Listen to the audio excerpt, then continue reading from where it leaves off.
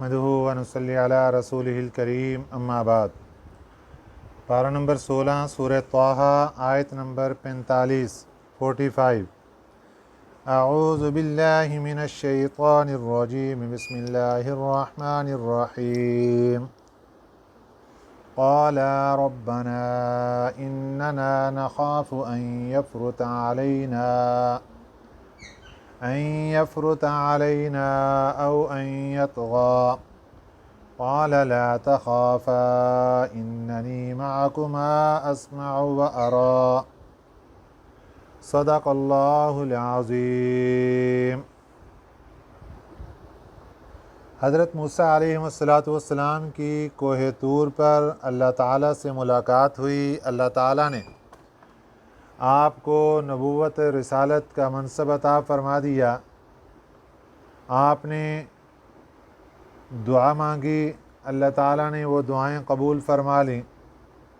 حضرت ہارون علیہ السلام بھی نبی بن گئے۔ آپ مصر پہنچے، حضرت ہارون علیہ السلام نے آپ کا استقبال کیا۔ اب اللہ تعالیٰ نے دونوں بھائیوں کی ڈیوٹی لگائی، اذهبا الی فرعون، تم دونوں جاؤ فرعون کے پاس، انہ طغی، بے شک وہ سرکشی اختیار کر چکا ہے، فقولا لہ قولا لینا لعلہ یتذکر او یخشی، کہ اس کو نرمی سے بات کرنی ہے، شاید وہ نصیحت حاصل کر جائے یا وہ ڈر جائے۔ اب دونوں حضرات نے، حضرت موسیٰ علیہ السلام نے اور حضرت ہارون علیہ السلام نے اللہ تعالیٰ کے جناب میں ایک درخواست پیش کی۔ قالا، کہنے لگے، ربنا، اے ہمارے رب، اننا نخاف، بے شک ہم ڈرتے ہیں، ان یفرط علینا، یہ کہ وہ زیادتی کر جائے ہمارے پر۔ ان یفرط، یفرط افراد سے ہے، زیادتی کرنا، وہ ہمارے اوپر زیادتی نہ کر جائے۔ او ان یطغی، یا وہ سرکشی اختیار کر جائے۔ دو خوف، دو ڈر اللہ کے نبیوں نے اللہ کے سامنے رکھے۔ پہلی جو زیادتی ہے اس کا مطلب یہ ہے کہ اے اللہ، آپ نے ہم دونوں کی ڈیوٹی لگائی کہ جا کر فریضہ تبلیغ انجام دو، ہمیں ڈر یہ ہے کہ ہم ابھی وہاں پہنچیں اور وہ اپنی فوج کو، پولیس کو خود ہمارے اوپر چڑھائی کا حکم دے دے اور ہمارے اوپر کوئی زیادتی کرنے کا حکم دے دے اور ہم آپ کی فریضہ تبلیغ ادا نہ کر سکیں، یا اللہ یہ ڈر ہے۔ اور دوسرا ڈر یہ ہے کہ اگر شروع میں اس نے کچھ نہ کیا تو چونکہ اس نے اپنے آپ کو رب ہونے کا اعلان کر رکھا ہے، تو جب ہم اس کے مخالف بات کریں گے تو او ان یطغی، خطرہ ہے کہ وہ سرکشی اختیار کرے، کہ جوش و خروش اور شور ڈالنا شروع کر دے، وہ بھی اور اس کی کابینہ بھی، اور پھر ہمارا فریضہ تبلیغ پھر ادھورا رہ جائے کہ ہم پوری بات نہ کر سکیں، ہماری بات کی سنوائی نہ ہو وہاں پر۔ یہ دو خوف اور ڈر تھے جو حضرت موسیٰ علیہ السلام نے اور حضرت ہارون علیہ السلام نے اللہ کے سامنے رکھے کہ یا اللہ، جب ہم اس کے دربار میں جائیں، پہلا خطرہ تو یہ ہے کہ ہماری بات شروع ہونے سے پہلے ہی ہمارے اوپر حملہ کر دیا جائے اور ہم فریضہ تبلیغ انجام نہ دے سکیں۔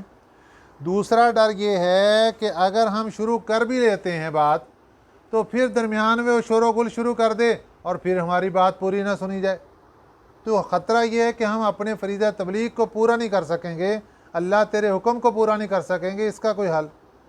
قال، فرمایا اللہ تعالیٰ نے، لا تخافا، تم دونوں ڈرو نہیں، اننی معکما، بے شک میں تم دونوں کے ساتھ ہوں، اسمع، میں سنتا بھی ہوں، وارا، میں دیکھتا بھی ہوں، میں تمہارے ساتھ ہوں، تمہیں کسی قسم کی پریشانی کی ضرورت نہیں۔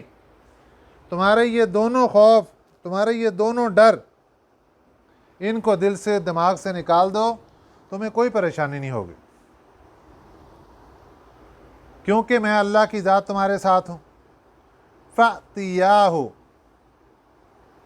اب چلے جاؤ، فَقُولَا، کہو اس کو جا کر انا رسول ربک، بے شک ہم تیرے رب کے بھیجے ہوئے ہیں، ہم اللہ کی طرف سے نبی بن کر آئے ہیں، اللہ کی طرف سے پیغمبر بن کر آئے ہیں، لہذا ہماری اطاعت کر، ہماری بات مان، ہماری اتباع کر۔ اور دوسری بات فَأَرْسِلْ مَعَنَا بنی اسرائیل، فَأَرْسِلْ بھیج دے، معنا ہمارے ساتھ، بنی اسرائیل کو، ہمارے ساتھ بنی اسرائیل کو بھیج دے۔ تو یہاں تک اللہ تعالیٰ نے فرمایا کہ آپ نے دو کام کرنے جا کر، ایک تو ان کو بتانا ہے کہ ہم اللہ کے نبی بن کر آئے ہیں لہذا ہماری اطاعت کرو، یہ ہے عقیدے کی اصلاح، کیونکہ اس نے اپنے آپ کو رب ہونے کا اعلان کر رکھا تھا، تو اس کو کہو کہ تو رب نہیں ہے، تو بندہ ہے۔ دوسری بات اصلاح معاشرہ کی ہے، اصلاح اخلاق کی ہے۔ بنی اسرائیل کو غلام بنا رکھا تھا۔ بنی اسرائیل کے لوگ اصلاً فلسطین اور شام کے رہنے والے تھے۔ جب حضرت یوسف علیہ السلام مصر کے بادشاہ بنے تو آپ نے اپنے خاندان کو وہاں پر منتقل کروایا، اور وہیں پر پھر یہ خاندان آگے بڑھتا چلا گیا۔ شروع میں بادشاہت ان کے پاس تھی، پھر بادشاہت ختم ہو گئی، آخر چلتے چلتے یہ غلامی کا شکار ہو گئے، اور فرعون کی حکومت میں مکمل طور پر بنی اسرائیل کے سبھی لوگ، مرد بھی عورتیں بھی، غلامی کی زنجیر میں جکڑے جا چکے تھے۔ ان کا کام تھا گھروں کے اور زمینوں کے اور سڑکوں کی صفائی اور جتنے بھی کام، یہ سارے کے سارے بنی اسرائیل کی ذمہ داری تھی۔ تو اللہ نے فرمایا کہ جا کر اس کو کہو کہ بنی اسرائیل کو آزاد کرو، ہمارے ساتھ بھیجو، ہم اپنے ملک واپس جانا چاہتے ہیں۔ تقریباً 250-300 میل کا فاصلہ تھا اس زمانے میں ان کے اصل علاقے کا اور ملک مصر کا۔ وَلَا تُعَذِّبْهُمْ، ان کو سزا مت دو، بنی اسرائیل کو سزائیں مت دو۔ بڑی سزائیں دی جاتی تھی، غلامی کی زندگی گزار رہے تھے، چھوٹی موٹی کوئی غلطی ہو جاتی بڑی سزائیں ملتی۔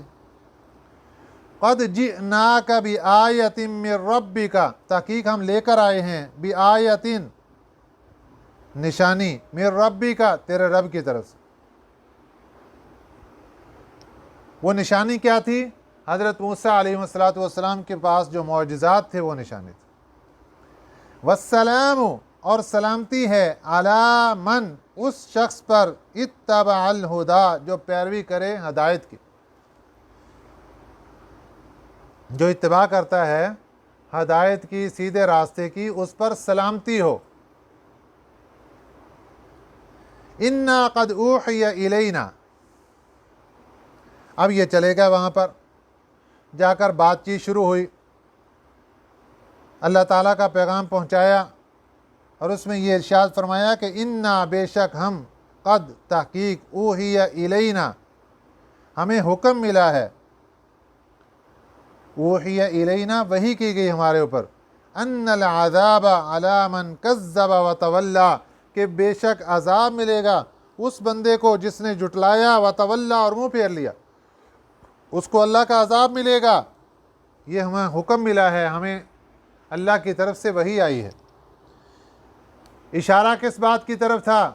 کہ ہم جو بات کریں گے اس کی پیروی کر لو گے تو سلامتی میں آ جاؤ گے، اور اگر ہماری بات نہیں مانو گے، ہمیں جھٹلاؤ گے، منہ پھیرو گے، تو پھر اللہ کے عذاب کا انتظار کرو، اللہ کا عذاب تمہیں پکڑ لے گا۔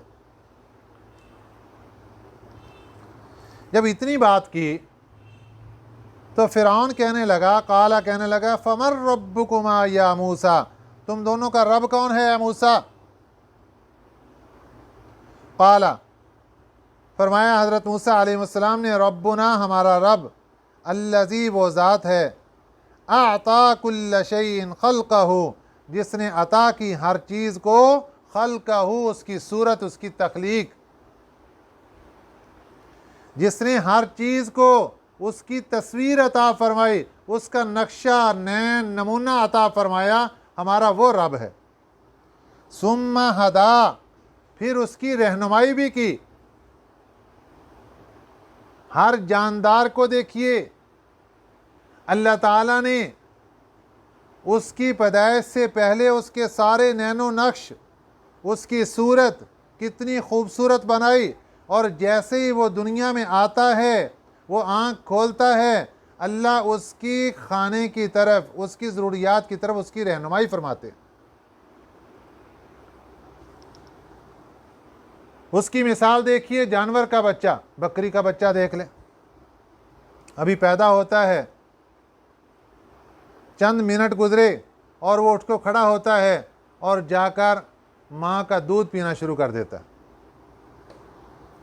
یہ دودھ کی طرف اس کی رہنمائی کون کر رہا ہے، اور اس کو یہ پینے کا ڈھنگ اور طریقہ کون سکھا رہا ہے؟ اللہ کی ذات۔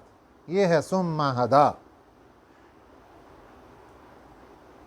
اور انسان کی اولاد دیکھ لیں، انسان کی اس اولاد کو پینے کا، چوسنے کا طریقہ کون بتاتا ہے؟ اللہ کی ذات۔ ثم ہدا۔ تو اللہ نے کیا فرمایا؟ حضرت موسیٰ علیہ السلام نے اپنے رب کا تعارف کیا کروایا؟ قال، فرمایا ربنا الذی اعطا، ہمارا رب تو وہ ہے جو عطا کرتا ہے کل شیء، ہر چیز کو، خلقہ، اس کی تخلیق، اس کی صورت، ثم ہدا، پھر اس کی رہنمائی بھی کرتا ہے۔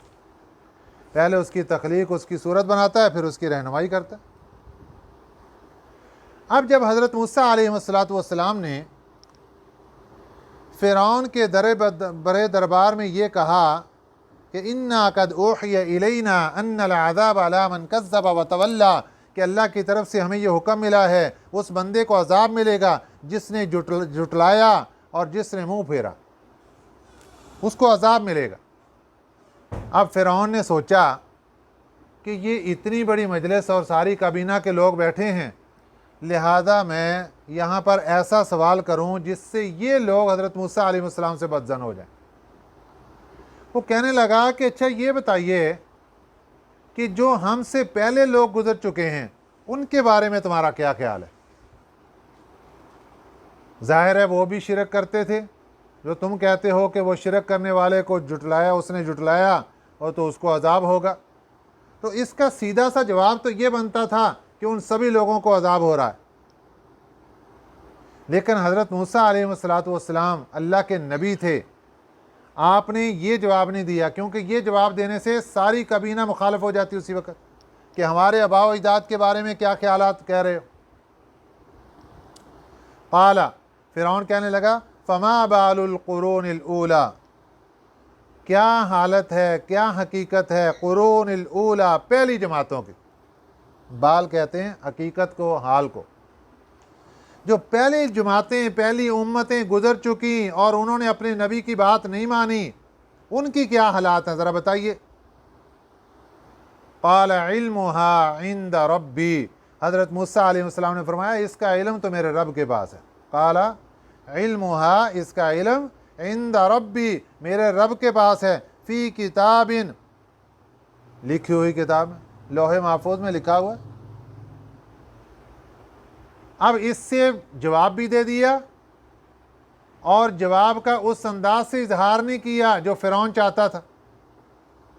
لا یضل ربی، میرا رب غلطی نہیں کرتا، ولا ینسا، اور وہ بھولتا بھی نہیں ہے۔ ایسے نہیں ہوتا کہ کسی بندے نے غلطی کی نہ کی ہو اور اللہ خدا نہ خواستہ اس کو عذاب دے دے، ایسی غلطی نہیں ہوتی میرے رب سے۔ اور وہ بھولتا بھی نہیں ہے کہ کسی نے ستایا ہو نبیوں کو اور اس کو چھوڑ دیا جائے، بھول جائے اس کے بارے میں، ایسا معاملہ نہیں۔ میرا رب وہ ذات ہے، الذی، وہ ذات ہے، جعل لکم الارض، جس نے بنایا تمہارے لیے زمین کو، مہدن، بچھونا، جس نے تمہارے لیے زمین کو بچھونا بنایا، وسلک لکم فیہا سبلا، وسلک، اور چلایا، لکم، تمہیں، فیہا، اس زمین میں، سبلا، راستے دے کر۔ اللہ نے زمین کو بچھونا بنایا اور پھر زمین پر تمہارے لیے راستے بنا دیے، اس سے تم سفر کر کے اپنی اپنی منزل پر پہنچ جاتے ہو. وَأَنزَلَ مِنَ السَّمَاءِ مَاءً اور اتارا آسمان سے پانی کو. فَأَخْرَجْنَا بِهِ أَزْوَاجًا فَأَخْرَجْنَا بِهِ پھر ہم نے نکالا اس پانی کے ذریعے سے ازواجن مختلف قسموں کے من نبات نباتات شتا متفرق مختلف اقسام کے متفرق نباتات جڑی بوٹیاں یہ ہم نے زمین سے اس پانی کے ذریعے سے اگائی. کوئی بھی پھل دیکھ لیں وہ ایک طرح کا نہیں, ایک ایک پھل چاہے آم کا دیکھ لیں, چاہے سیب کا دیکھ لیں, چاہے آڑو کو دیکھ لیں, کوئی بھی پھل دیکھیں تو اس کے اندر اللہ تعالیٰ نے متفرق کئی اقسام پیدا فرمائی. کھجور کو دیکھ لیں. اور پھر اس کے ساتھ ساتھ اگر ہم پھولوں کو دیکھتے ہیں اس کے اندر اللہ تعالیٰ نے کئی اقسام متفرق طور پر پیدا فرمائی. اگر ہم جڑی بوٹیوں کو دیکھتے ہیں اس کے اندر اللہ تعالیٰ نے کئی اقسامات پیدا فرمائے.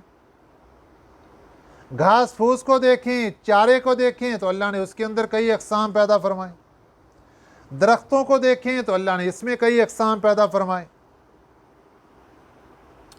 وَأَنزَلَ مِنَ السَّمَاءِ مَاءً اور اتارا ہم نے آسمان سے پانی. فَأَخْرَجْنَا بِهِ پھر ہم نے نکالا اس پانی کے ذریعے سے ازواجن مختلف اقسام من نبات نباتات کی شتا متفرق.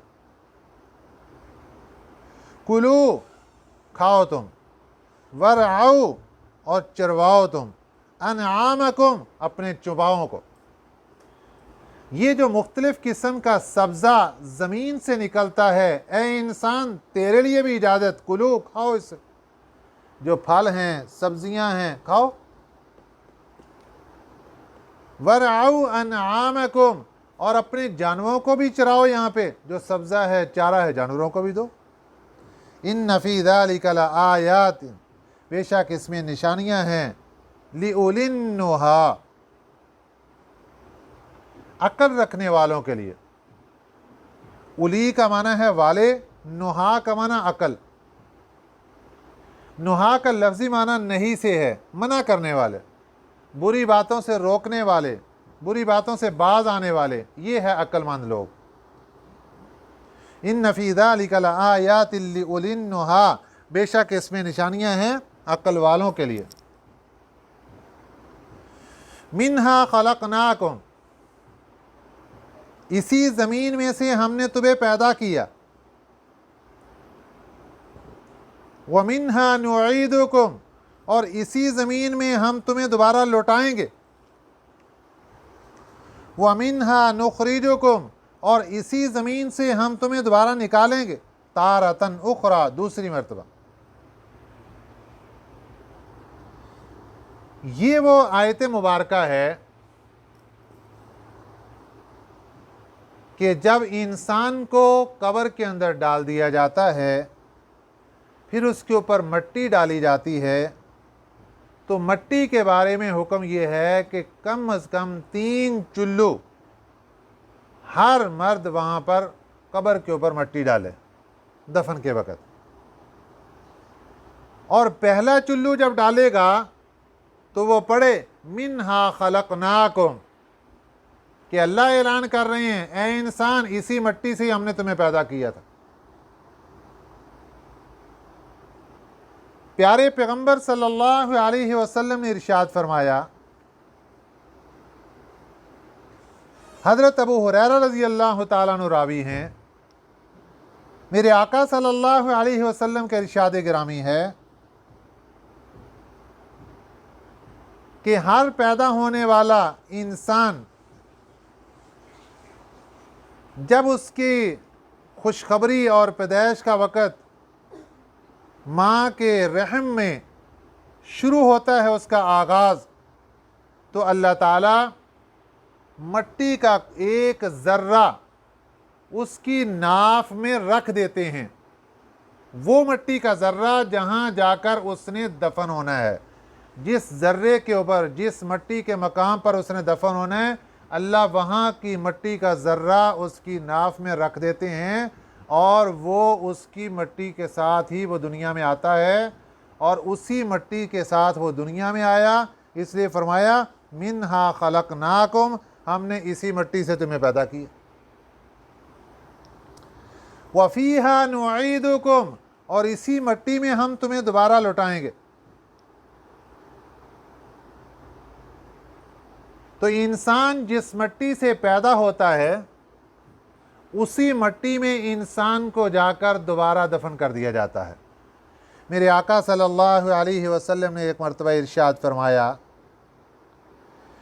کہ میں پیغمبر اور میرا دوست ابو بکر اور دوست عمر بن خطاب رضی اللہ تعالی عنہ، ہم تینوں ایک ہی مٹی سے پیدا ہوئے ہیں اور ایک ہی مٹی میں ہمارا لوٹنا ہے۔ چنانچہ روضہ رسول صلی اللہ علیہ وسلم میں پیارے پیغمبر صلی اللہ علیہ وسلم کے ساتھ حضرت ابو بکر صدیق رضی اللہ تعالیٰ عنہ اور ان کے ساتھ حضرت عمر بن خطاب رضی اللہ تعالیٰ عنہ مدفون ہیں۔ کیا ہی خوش نصیب ہیں کہ جس مٹی کے ذرے سے اللہ کی ذات نے پیارے پیغمبر صلی اللہ علیہ وسلم کی تخلیق فرمائی، اسی ذرے کے ہمسائے ذرے سے، ساتھ والے ذرے سے اللہ تعالیٰ نے حضرت ابو بکر صدیق اور حضرت عمر بن خطاب رضی اللہ عنہ کو پیدا فرمایا۔ اس لیے فرمایا منہا خلقناکم، ہم نے اسی مٹی سے تمہیں پیدا کیا، وفیہا نعیدکم، اور اسی مٹی میں ہم تمہیں دوبارہ لوٹائیں گے، ومنہا نخرجکم، اور اسی مٹی میں سے ہم تمہیں دوبارہ نکالیں گے، تارۃ اخری، دوسری مرتبہ۔ تو یہ تین چلو جو مٹی کے ڈالے جاتے ہیں انسان کی تدفین کے وقت، یہ بہت زیادہ اجر و ثواب کا ذریعہ بنتے ہیں۔ ایک آدمی کا انتقال ہو گیا، وفات کے بعد وہ کسی کو خواب میں ملا، اس نے پوچھا کہ اللہ تعالیٰ نے آپ کے ساتھ کیا معاملہ فرمایا؟ انہوں نے کہا کہ جب میرا نامہ اعمال ترازو پر رکھا گیا اور اس کو تولا گیا تو میرا تو سر شرم سے جھک گیا کہ کیا دیکھتا ہوں کہ میرے نیک اعمال ختم ہو گئے، کم پڑ گئے، گناہ زیادہ ہو گئے۔ تو میں پریشانی سے سر کو جھکا چکا تھا کہ اچانک کیا دیکھتا ہوں کہ ایک تھیلی ہوا میں اڑتی ہوئی میرے نیکیوں والے پلڑے میں آ کر گر گئی۔ میں بہت خوش ہوا، اللہ تعالیٰ نے بخشش کا اعلان فرما دیا۔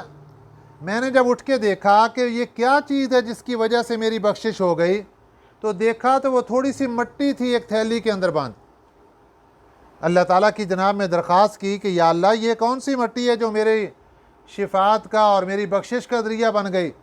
تو اللہ نے فرمایا فلاں موقع پر ایک آدمی کا انتقال ہوا تھا اور تو نے وہاں جا کر اس کی تدفین کے وقت 3 چلو مٹی کے اس کی قبر پر ڈالے تھے، ہمیں راضی رکھنے کے لیے ہم نے وہ 3 چلو مٹی کے سنبھال کے رکھے، اور آج تجھے ضرورت پڑی تو ہم نے اس مٹی کو تیرے لیے بخشش کا ذریعہ بنا دیا۔ تو یہ اسی کے بارے میں اللہ فرما رہے ہیں منہا خلقناکم، ہم نے اسی مٹی سے تمہیں پیدا کیا، وفیہا نعیدکم، اسی میں ہم تمہیں دوبارہ لوٹائیں گے، ومنہا نخرجکم تارۃ اخری، اور اسی سے ہم تمہیں دوبارہ نکالیں گے دوسری مرتبہ۔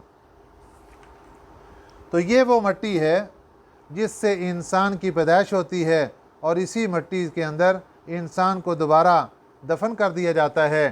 یہ جو مٹی ہے چونکہ اسی سے ہی انسان کی پیدائش ہوئی، اس لیے اس مٹی کو انسان کی ممتا قرار دیا گیا کہ جب انسان دنیا سے جاتا ہے تو اس مٹی کے ہی سپرد کر دیا جاتا ہے انسان کو، گویا کہ یہ مٹی انسان کی ممتا بن کر اس کو اپنے سینے سے لگا لیتی ہے یہ ہے اسلام کا طریقہ کہ مٹی کے سپرد کیا اور مٹی نے انسان کو سینے سے لگا لیا. اور اس کے برعکس ہندوؤں کو دیکھ لیجئے کہ وہ مرنے کے بعد مٹی کے سپرد نہیں کرتے, وہ آگ کے سپرد کر دیتے ہیں. اور آگ تو دشمن ہے, مٹی تو ممتا ہے اور آگ دشمن ہے. وہ دوست کے محبوب کو محبت والی ممتا کے سپرد کرنے کی بجائے اپنے بڑوں کو, اپنے عزیز و اقارب کو دشمن کے حوالے کر دیتے, جلا دو اس کو. تو یہ اسلام کا خوبصورت طریقہ ہے کہ جس نے ہمیں یہ سکھایا کہ ہم مرنے والوں کو ان مٹی کے سپرد کرتے ہیں, اور مٹی انسان کی ممتا ہے اور وہ اس کو اپنے سینے کے ساتھ لگا لیتی ہے. پھر آگے انسان کے نامہ اعمال کام آتے ہیں کہ اگر خوبصورت اعمال ہیں تو وہ ممتا جنت کی صورت میں انسان کے سامنے آ جاتی ہے, اور اگر برے اعمال ہیں تو جہنم کی صورت میں سامنے آ جاتی, پھر سختیاں ہوتی ہیں انسان پر. اللہ تعالی ہمیں صحیح معنی کے اندر قبر کی تیاری کرنے کی توفیق عطا فرمائے, موت سے پہلے موت کو یاد رکھنے کی توفیق عطا فرمائے, اور موت کی تیاری کرنے کی توفیق عطا فرمائے. آمین. وما علینا الا البلاغ المبین.